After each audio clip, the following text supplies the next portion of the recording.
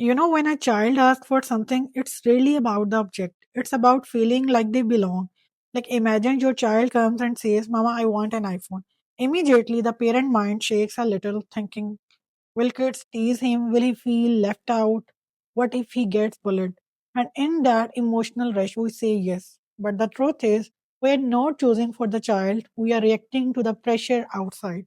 And let me tell you clearly, I will give my child a phone or anything else when I truly feel he is ready for it, emotionally, mentally, not because society demands it.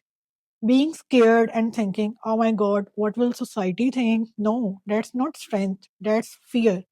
And when fear leads parenting, it teaches children you need what others have to be enough. But my answer as a parent is different. I will prepare him with values first. I will teach him confidence, not comparison. I will teach him connection, not approval. And if the thought is society expects it, so I should do it, then my response is a big no. A big no to parenting from social pressure, a big no to raising kids for trends. And most importantly, I won't panic. I won't hand over things to save him from temporary judgment. I will hand over things when it serves his growth.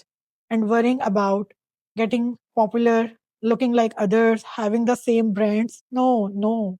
That is not a parenting choice. That is society's fear talking, not a parent's belief.